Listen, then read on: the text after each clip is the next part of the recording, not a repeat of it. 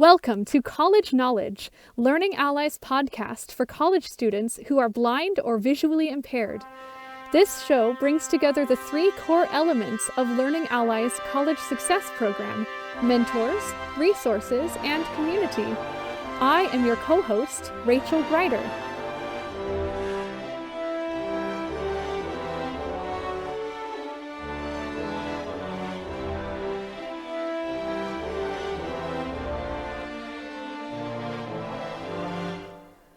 Health, while important anytime, is especially crucial now. Our next two episodes will focus on maintaining and improving your health as a person with a visual impairment. Our physical and mental health are so critical, but at times we can overlook them for a variety of reasons. In our first episode, you heard from several of our mentors about the necessity of maintaining physical health and some tips to get you started. If you didn't, I encourage you to check out that episode. This episode will shift gears to focus on mental health. During a pandemic, when most people are taking on several things at a time, mental health can easily be pushed aside. We'll talk about a variety of ways to make sure that doesn't happen, whether you work with a counselor or work on mental health on your own. I'll now turn it over to my co-host, Rashad Jones, who will interview our guest mentors. Thanks, Rachel. Today we'll speak with three mentors who have made mental health one of their top priorities. Jimmy Boehm holds a master's in mental health counseling. At this time, he's working on establishing a private practice. Brianna Murray also holds a master's in mental health counseling. Last summer, she moved from South Carolina, where she spent her childhood and college life, to New Jersey, where she works as a counselor for EDGE, a program that prepares high school students who are blind or who have low vision for the world of work. Anthony Butler is a social worker with a clinical focus. He is working with a therapist in Minnesota. Brianna, what in your life, what are some of the experiences or situations that really compelled you to the field of mental health? So when I was in high school, I thought I wanted to be a high school English teacher. And I was in a teacher cadet program where I did a student teaching in a high school English class, because that was my specific kind of area of interest. And as I did it, I realized that I really did not want to be in a class of 30 people. I really enjoyed working with the teenagers. I really enjoyed the material and stuff like that, but I did not want to be in a class of that many people teaching that many students at once. And I realized that when I was in high school, English had kind of been my self-care and my salvation and kind of my own form of mental health counseling. And I wanted to give that peace and that feeling to students more than actually teaching a whole class of students. So that experience kind of led me to look into mental health and study and develop my interest. I've also always kind of been fascinated with psychological disorders and things like that. And lastly, during my high school experience, unfortunately, we had two different students commit suicide. And I watched the ripple effect of how that affected everyone on my campus, from the students in the school to the teachers, to the guidance counselors, to the community surrounding it. And all of those interactions really fascinated me. And I knew that I had chosen the right path, and I kind of wanted to be involved in helping students not to get to that point, not to be in that situation in the future. So I ended up studying psychology in college, which then led me to my master's in mental health counseling after that. Wow. Okay. So that's really just fascinating. And especially, I guess, I can identify with the whole teaching thing and knowing you want to do something with that, but then kind of fine-tuning that later on. So yeah, that's thank great. You. So Jimmy, I'll ask you the same question. What events in your life or circumstances brought you to the field of mental health? So this is a second career for me. My first career had to do with automotive restyling and customizing. And I did that for 15 years until I went blind in 2010. I am a suicide survivor. And when I attempted suicide due to a gunshot, I went blind immediately. And so I went through many challenges, emotional, mental, physical. And so I realized through my personal experience how important mental health was. And I saw how it helped me to deal with the many feelings and emotions that I was dealing with, and how to work through those things. So through my personal experience, and I just saw also that there was a need for accessible and affordable mental health services, because when I lost my sight, looking around, it was very expensive. It was hard to find good supports and resources. And so I had decided that, eventually that I was going to go into mental health counseling, that I wanted to ensure that the services I provide are accessible, and that they're affordable for people to be able to take advantage of mental health counseling.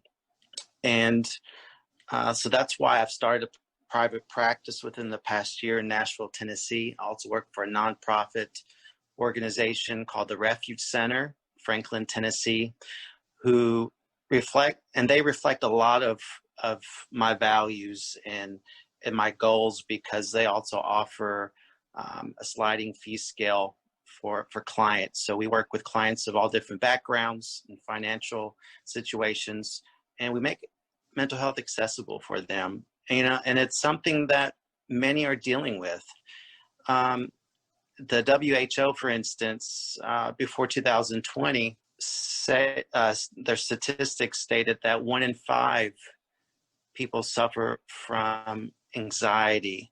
Mm-hmm. And at least half of those individuals also suffer from depression. And the interesting thing is only 36.5% of those people seek help. Now, whether it's due to the stigmas, whether it's due to lack of resources, or because it's so expensive, I think there's many facets to that. But the point is that there's a need. There's a need out there that people need that support, just as we go to a doctor because we broke our leg or we've got pain in our arm. Just as we go to those specialists for those parts of our bodies, there's lots of us that need sometimes a person who specializes in mental health, someone that is specialized in our mental care as well. And so because of that importance, I wanted to be able to do my part in making it accessible and affordable to people. Well, certainly. And, first of all, I just want to commend you and thank you for sticking in there and working through those challenges and those very difficult times that you faced. That's very deeply moving and personal. And so it's evident that you have a very vested interest, and you can relate to some of the people who you serve. Thank you. Because of that. So thank you very much for what you're doing. And congratulations on starting your practice. Yeah, thanks. And I appreciate you, giving us the opportunity to talk, because it's an important topic. And I think Brianna had mentioned also suicide. And again, that's one of the leading causes of death among people our age. And statistics have shown that has risen in the past year with the pandemic and everything else going on. So it's definitely something that needs to be addressed. It's not the easiest thing to talk about, but if we don't have those hard discussions, things aren't going to get any better. Absolutely. And, we'll talk more about that later, about how the pandemic has affected virtually everyone. And I was just struck by the fact that, the numbers that you cited earlier, and it seems incredible to me. And I suspect that there are likely many people who have not even reported, but who face those types of challenges. So thank you again for shedding light on that. Really appreciate it. Kind of shifting gears here just a little bit. Anthony, how has the journey through social work been similar to that of mental health? What Brianna and what Jimmy have said, and then in what ways has it been different? Yeah, so I think it's similar in the respect that I still am able to assess people for a mental health diagnosis. We still are able to recommend diagnosis and still think of ways how to treat a mental health diagnosis, but it's different because I look at a holistic approach, because after I meet with a person and do a therapeutic session, I'm also there to connect them to resources. You know what I mean? So like there was one role, my last role in the district attorney's office in Brooklyn. And I worked with victims of like domestic violence or like just any crimes in the city of Brooklyn.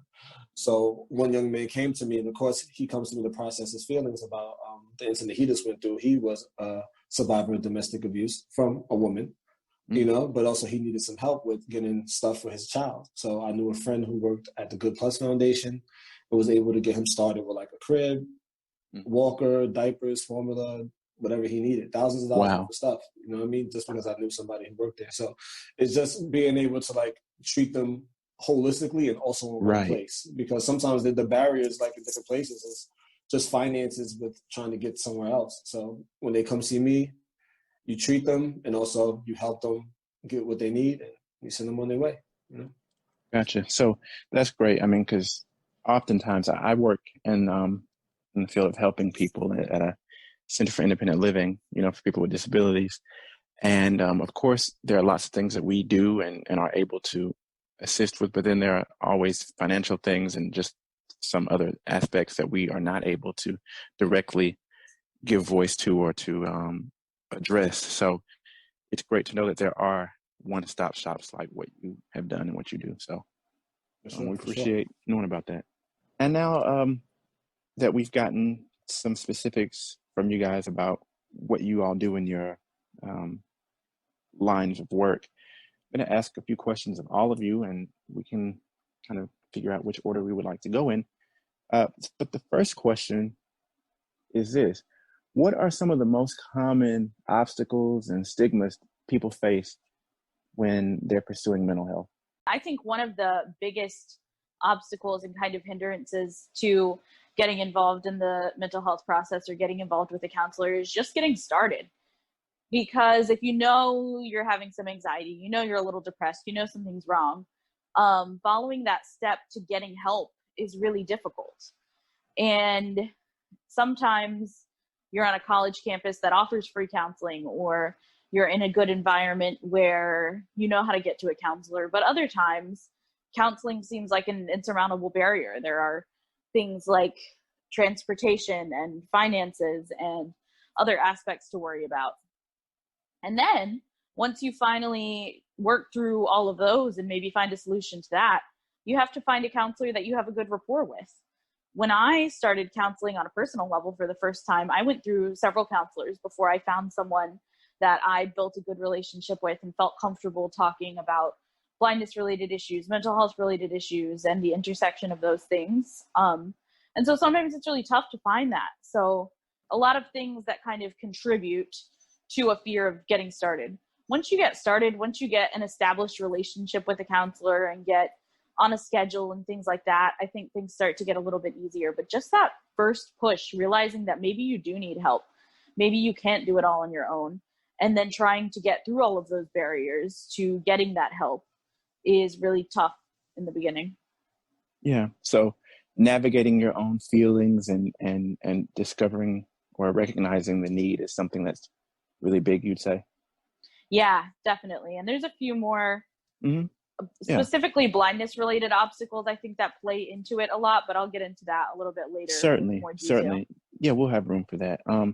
Do either you, Jimmy, or Anthony, do y'all have anything to add to that? Or So when I think about obstacles, I think about the resources that are available in an area. Sometimes people live in a rural area and there may not be many counselors or any counselors that are available that provide services. Sometimes there's transportation barriers, financial barriers. You know, counseling can be expensive. You know, if you are on Social Security and yet a therapy session is $100 to $120, that's kind of hard to afford counseling. And so that can definitely be a barrier. Also, I think about ourselves. Sometimes we're an obstacle to receiving mental health counseling. You know, that's usually the hardest step, is taking that first step and making that phone call and setting that appointment and going to that first session. And then you talked about stigma. So, a stigma is a person that looks, a stigma is when a person looks at you in a negative way, and also leads to some form of discrimination. So they may view you differently. They may view you as inferior, dangerous to yourself or others. They may make negative comments because they know of the situation that you're going through or the challenges that you have. And depending on the generation that people come from, some generations are like, well, only crazy people go seek therapy, go counseling, Right. or it's only people that are addicted to drugs or are criminals that go to counseling. So there's those stigmas there as well. And then you think about media. I mean, how does the media portray mental health? You think of someone in a crazy house who's tied up so that they can't hurt anyone or run off. That's what you think about mental health, but that's not an accurate representation of what mental health is. And so oftentimes that can hinder a person from wanting to seek or being able to seek those services that they need. We hear so much about those stigmas, and so really they're prejudices and preconceived notions right surrounding. And it's the same like disability. We talk about that all the time, that a lot of times people have these stigmas towards people with disabilities because sometimes they're not educated, and so it's the same with mental health. Sometimes people just don't know what mental health entails, what it does, how we work with people, and so forth. And so because they are not educated, they develop these assumptions. Many times they're not accurate. I think I agree with everything that they said too, but sometimes it's just as simple also as information. Growing up where I grew up in the inner city, Bronx and Harlem, I didn't even know how to really mail a letter when I lost my sight. I lost my sight at 20 years old. I didn't know how to mail a letter. So I also didn't know how to navigate the public system, like how to get Social Security benefits. I didn't know what a copay was. I didn't know how to understand if this person took my insurance or not. I didn't know what insurance really was. I didn't know you could pay a deductible. So some people are just really not literate when it comes to their own benefits. It could even be as simple as childcare. Like, I know I need to go to a therapist, but who's going to watch my child while I go? And then now they don't go. But also we have to look as internally and see if we ourselves are being barriers to treatment, because us as humans, we make errors and we do carry our own biases, right? You know what I mean? And then are we just approachable? Are we just you know what I mean? We have to make sure we're doing our best to create safe space and make sure people can have these healthy conversations. You know what I mean? Because there's times when I go to work and one of the number one rules is use of self. Know when to use your own personal experience in therapy. And some people create these rules, like they can't share any of their personal experience. And I respect that, but then it kind of comes off to some of the clients like this person thinks they're better than me or they're unrelatable. And then all of a sudden a wall's put up when it comes to their session. So I like to look at a session as thank you for allowing me to be working with you. Yes. And let's take this journey together, because we're committed to each other for a while. So we do have to get to know one another. So we have to make sure we're not being a barrier ourselves. Right. And I think that's such a great point. All of that, what you've said, and certainly what everyone else has said. But I think Brianna, maybe it was, who mentioned something about that whole fact about being able to relate to the people who are providing the service. I think that's so important. People sometimes underestimate that, especially in college, where you're expected to just deal. You're an adult, an emerging professional, so it's your responsibility was the biggest phrase that they used at my university. And so therefore a lot of the professors were not approachable. Therefore I could not develop as much trust with them as I should have been able to, so I think that's really interesting that both of y'all brought that up, and in some ways all of you brought that up. Do you guys think that, or how do you feel about the state of mental health and the stigma surrounding it. Do you think that our society has gotten any better about some of those stigmas, about dispelling some of that and understanding? Because it seems to me that there's been a greater acceptance as more people are recognizing that they do have these things that they should work through. Do y'all think that it's gotten better, or has it remained the same? What do y'all think about that?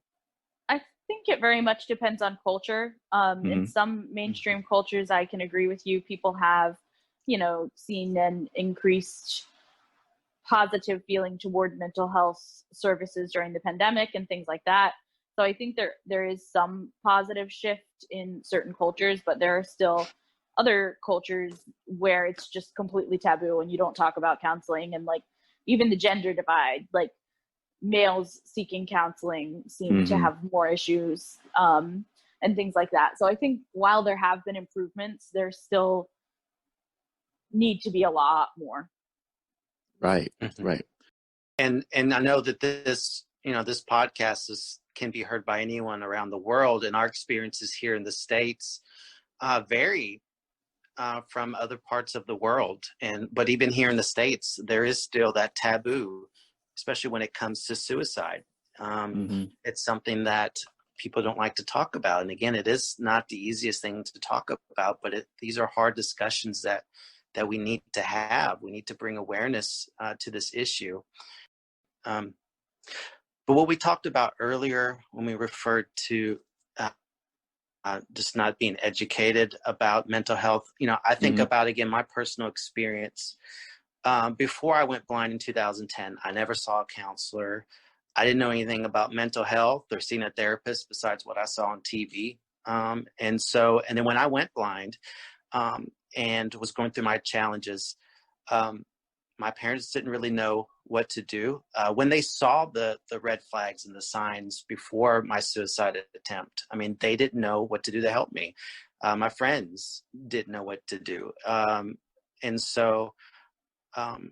Again, I think that's an important part of this discussion is not only being accessible, but also knowing how can we help other people, and knowing those signs of when we need to reach out and where to reach out to. I think it's just so important.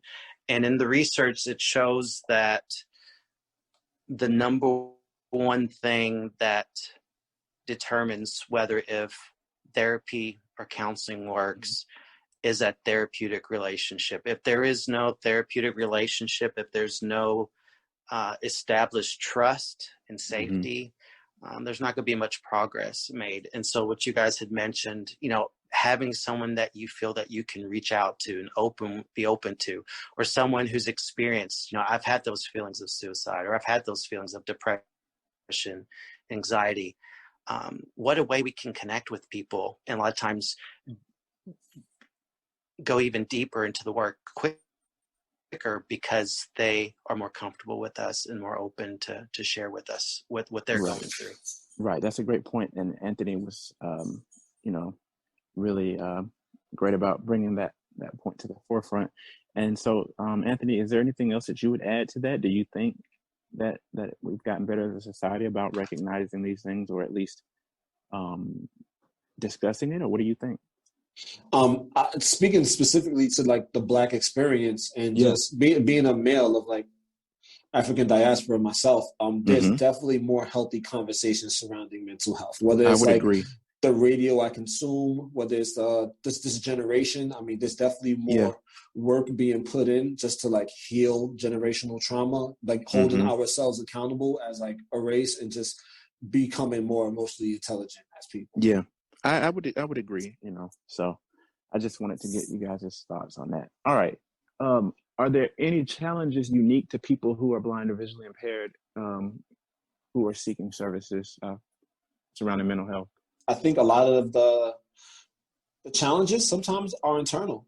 I know for me personally, when I first started going to therapy, I would like go to the office and I wouldn't trust them, not because of their race or anything, because I just didn't know if they were taking me seriously because I couldn't see. So I wasn't sure if they were giving me their 1,000% attention.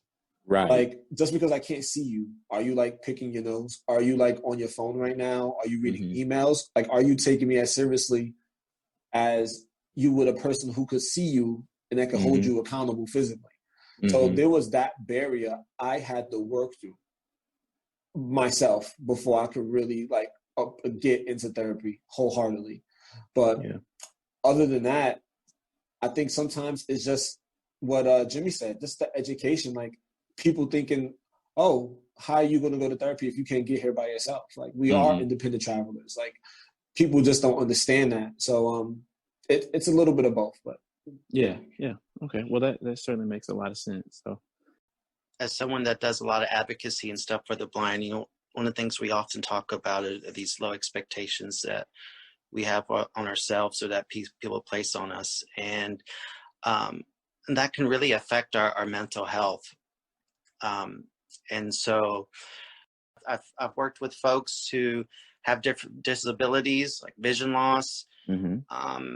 And, you've got some folks who've always been blind. You've got some folks who are just losing their sight, and it's in a transition. It's hard. You go through that grieving process of losing an ability, and everyone goes through that differently until they get through that step of acceptance. But then you have to throw on top of that these low expectations that sometimes people throw on us, and then sometimes that we have on ourselves. And so we have to find ways of working through that, finding out who we are and what our abilities are, and what we can do. But now you throw on what's going on now with the pandemic. I mean, it's so much more difficult to find peace, to find calm, to feel connected with people due to, quarantines and safety reasons. And so that just adds so much stress, not only to blind students or blind people, but just to everyone. And so everyone's been dealing with those challenges. And so students are already challenged. Students have been challenged with, things being accessible and professors being approachable. But now you throw in a pandemic and virtual classrooms. And I think about students that I've worked with in mentoring that are struggling because the buildings have been rearranged or the classrooms have been rearranged. So they're having to relearn their mobility training. So it's been hard because now they're having to redo a lot of these things that they have established on top of already their studies and things that they have to do. So it's just been challenging in many, many ways. And ways that people who aren't sighted perhaps don't even have to think about. I think about what you said about, things being rearranged, but it can be particularly difficult for somebody who has a visual disability. Okay, well, what do you think about this, about there being unique challenges? Brianna, have there been unique challenges for people who blind or who have visual impairments? Yes, 100%. This is a area that I am extremely passionate about because I feel like in the world, there are a ton of services for blindness. You have services like the College Success Program. You have services, your local commission for the blind. You have so many organizations that are there to help with blindness. And there's so many organizations that are there to help with mental health. But the intersection between blindness and mental health is so widely ignored because the people who specialize in the blindness services aren't there to provide mental health and vice versa. Right. So it's really tough. And trying to find a counselor that is going to be both trained in mental health and be open-minded to a disability is really tough. It goes back to the building rapport thing, and there are certain counselors that are very understanding and you can build rapport very easily, and if they don't know about the blindness experience, they're at least open-minded enough to hear you and be accepting. But then there are other counselors who just don't get it, and it comes down to like the inspiration porn type thing where they're like, oh, you're so amazing for doing what you do. Why are you stressed out? You used a cane or a guide dog to get here. You're amazing. And I couldn't build a rapport with a counselor like that. And Absolutely. I think that's the case for a lot of people. So it's really, really tough to find that balance. And personally, as a blind individual, I want to talk about my blindness as a part of counseling, but it's also not all I want to talk about. It's a part of me and a part of my experience. But, I want to look at the holistic things I'm experiencing, and I need a counselor that would be able to do all of that. Right. So as a clinician, I try to provide that service to my clients and try to fill in that gap where I can, at least a little bit. An example of this is recently I formed a mental health and wellness group for guide dog handlers, because I feel like that intersection of blindness, mental health, and guide dog is something that you don't see a lot. And it's amazed me how many people want that service, how many people appreciate that group and those kind of things, because it's just really hard to find that intersection. And then I won't get too carried away. I am very passionate about this subject, right. But then there's the barriers, not even, if you get a good counselor and everything's great, mm-hmm. There's transportation. It's harder for someone who's visually impaired to get transportation. There's paperwork. Often counselors will ask, can a family member help you fill this out? And you might not want to disclose all of your emotions on a mm-hmm. counseling intake form to a family member, things like that. So there's, just core issues even before you see a counselor that you've got to get through. So I do think it's really tough sometimes to look at that intersection in disabilities and serve both disabilities simultaneously. Mm-hmm. That makes a lot of sense. And I'm sure that we've all heard that. Do you have somebody to help you fill it out? No. And that's a whole nother topic about, advocacy and the ADA. But yes, yeah, I certainly have heard that. And I'm sure that the rest of you have and other people who are listening have. Thank you all for those responses. And we've got a few more questions left. The next one being, how can mental health services benefit people while they are in college? So one thing I would say, college is a really stressful time. You're learning to balance living on your own for the first time, possibly with classes, with friendships, with, just a lot of different things at once. And a lot of campuses offer free counseling services to students. Take advantage of that while you can, because I miss that in my life now. I wish I could still get free counseling services. This is the one time where often your school has something built in place to help you. So take advantage of those things while you can. Get the help while you can in college. Even if it's little things like better ways to organize yourself. You don't have to be going through a mental health crisis to go see a counselor and get help. So I think that's really important to note while in college. Yeah. I think that's so important to use all of the resources, or as many of them as you're able to, while they are free. So is there anything that you would say about this, Jimmy? Yeah, I think what Brianna mentioned was right on. And I mean, for anyone, college is stressful. I mean, it's exhausting. It's a lot of hard work.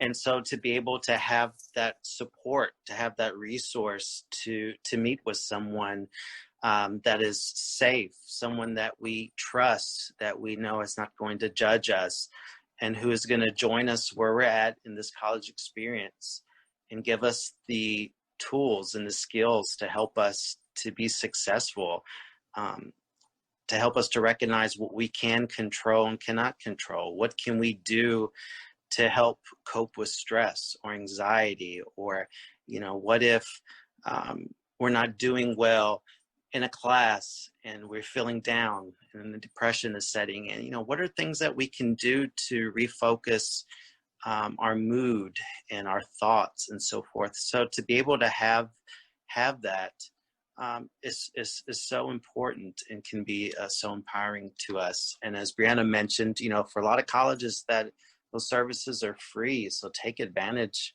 of it. Definitely.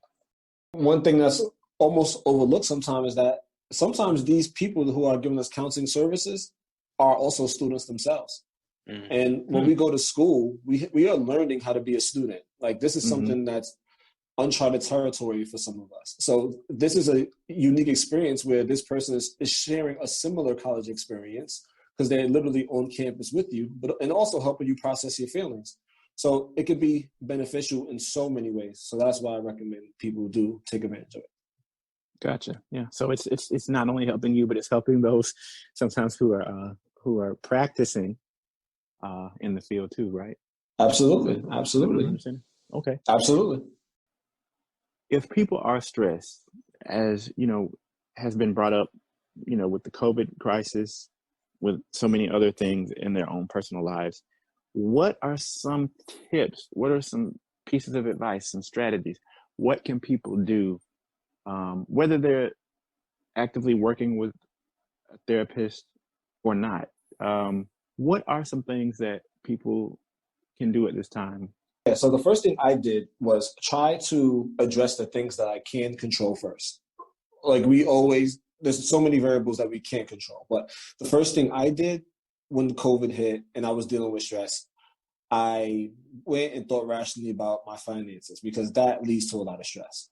So first thing I did was like cut off my Netflix, ask somebody in my family to use theirs just to reduce some kind of finances a month. I called a financial consultant, got a budget together. This is what I'm trying to spend every month.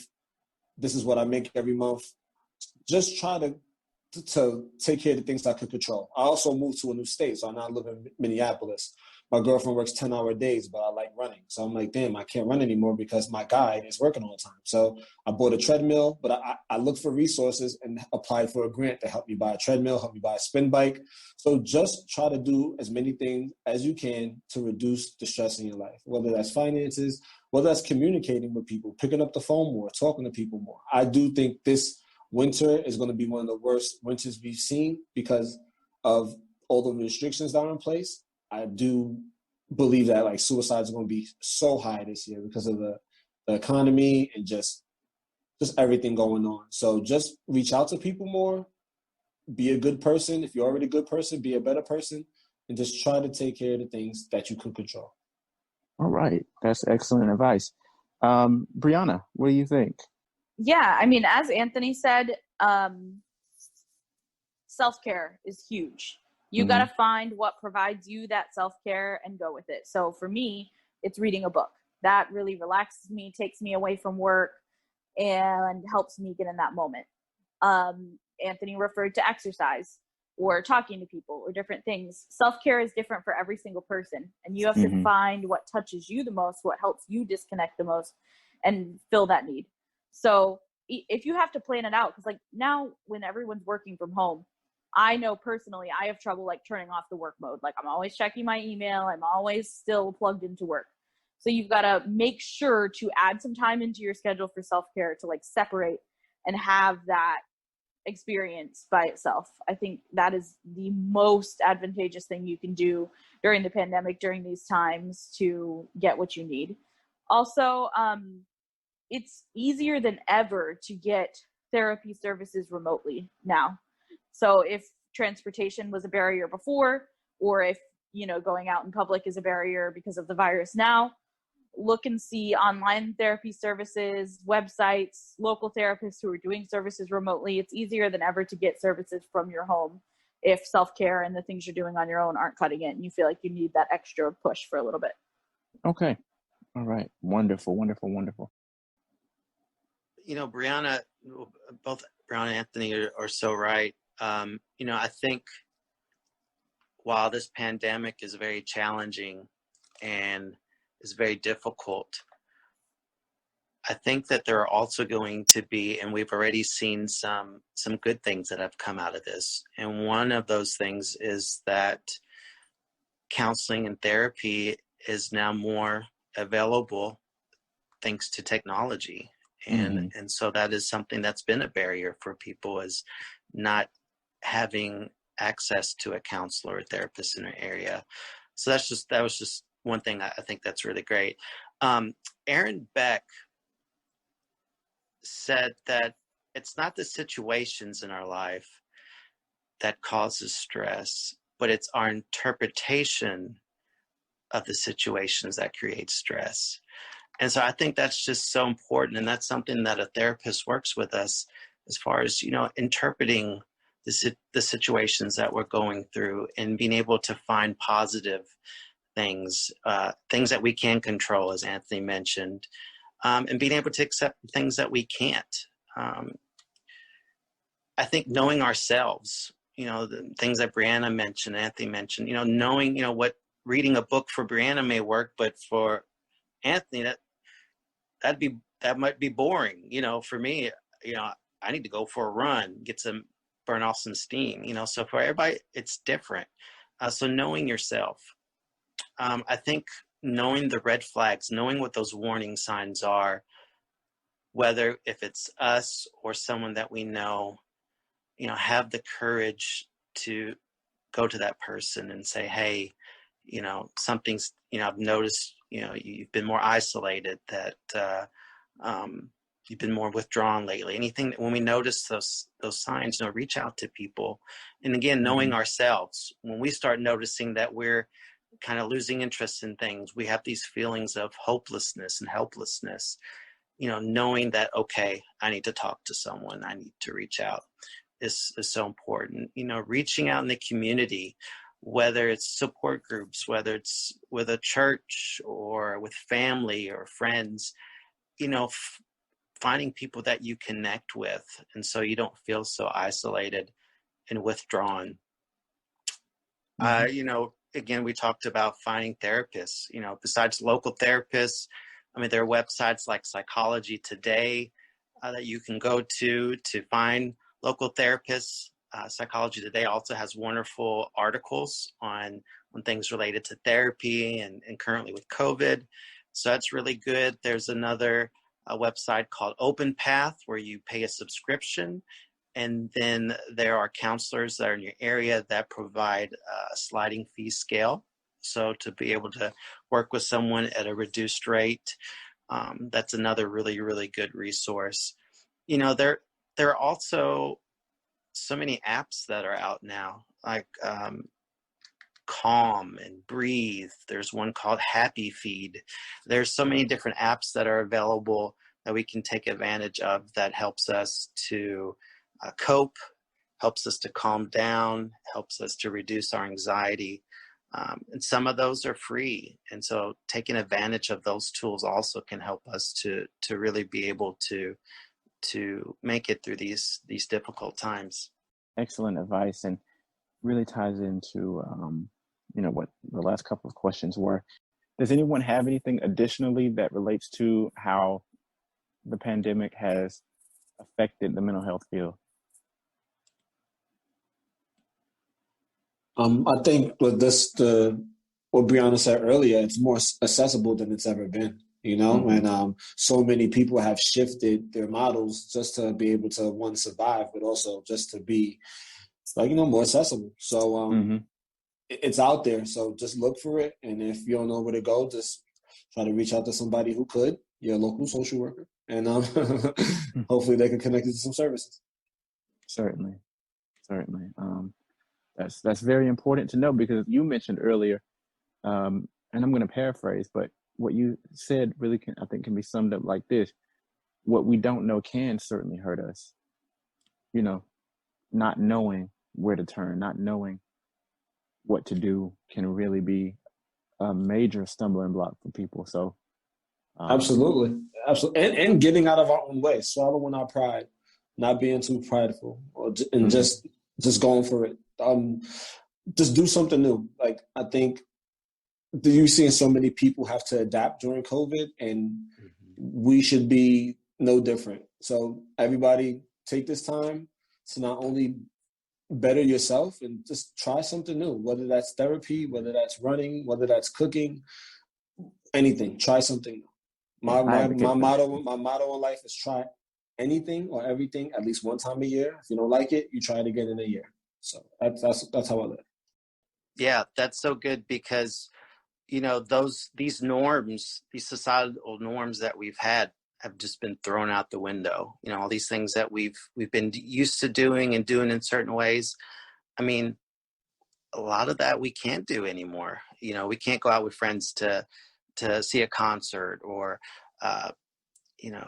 different things like that. And so it's just really been difficult. And so, but with challenges and with difficult times gives us the opportunity to grow and to become stronger. And like Anthony said, we can, while it's so hard to adapt, it can be difficult. If we allow ourselves and are open to that, we can look for opportunities. It can help us to really be stronger and learn so much. and doors open to things that we would not have even maybe considered or been able to consider because of our daily routine. But now that that's kind of changed, there's some opportunities that may have opened up that could be very positive for us. Mm-hmm. Certainly. Brianna, any final thoughts? I think in a lot of ways we've covered the basics, but I would just say, adding to what we've said before about methods of relaxation and self-care and things like that, there are so many resources. Jimmy mentioned a bunch of free apps that are great, but there's also YouTube videos on meditation or breathing, or one of my favorite things to work with clients on, and even in myself, is called PMR, progressive muscle relaxation. So you can use kind of like guided imagery or different things and slowly pay attention to your muscles going up the body very slowly, and like relaxing your toes and relaxing your feet. And there are so many PMR videos on YouTube of ways to relax and things like that. So I think it's really important when we're going through these times just to focus on our body, relax, take a minute, because now more than ever, we're worried about the beginning of our hierarchy of needs, the shelter, the food, the sickness, things like that. And so it's so important to pay attention to our body and still relax on top of that before we worry about everything else. Absolutely. And I can just, again, editorialize and say that when I took a yoga class, I told someone this the other day, for a trimester of a semester, it was fantastic. And my favorite part was the cool down after we did the more intense poses and stretches. When we were able to relax, I cannot tell you how easily I could have slept for hours on that mat. And if I only could remember to do that now, how much the quality of my sleep would improve. So yeah, and that's the thing, is when it comes to when we go through difficult situations, usually one of the first things to go is our self-care. And this is the very thing that recharges our batteries, that helps us to be able to cope. So people need to be mindful of that, you're saying, and really incorporate a lot of these practices and things into their lives and hopefully improve. Okay. Yeah, I mean, your body's going to tell you when you're stressed before your mind does. You get these somatic symptoms, whether it be like in your stomach, because your stomach has neurons. It knows. Right. Like, it thinks for you. So your body will tell you. Listen to your body, listen to your mind, and take care of yourself. Yeah, that's all very important. I wanted to take this time to thank each of you for taking the time to share your experiences, your knowledge and expertise in this field and surrounding this topic of mental health. It's something that I really believe is going to be helpful for our listeners out there. And we, once again, would like to encourage you all to seek help if you're feeling like something's not right, if you're noticing that something isn't the way that it has been, and you desire a better quality of life and want to get better, know that there is help out there. And so we want to just thank you all for sharing your personal stories and your insight on this. So thank y'all so much. Thank you. Thank you, Rashad. Yes, thank you. It's been great talking to you guys. Before we go, we'd just like to thank Learning Ally staff for supporting the podcast and our funders and stakeholders for supporting all that we do. The co-hosts of College Knowledge are Brian Duarte, Rachel Greider, and Rashad Jones. Our program director is Mary Alexander. Our podcast writer is Kristen Watucky. Abigail Shaw produced the audio for the show, and Rachel Greider composed the theme song. Finally, our social media and marketing manager is Katie Otaggio. I'm Rachel Greider, and this is College Knowledge.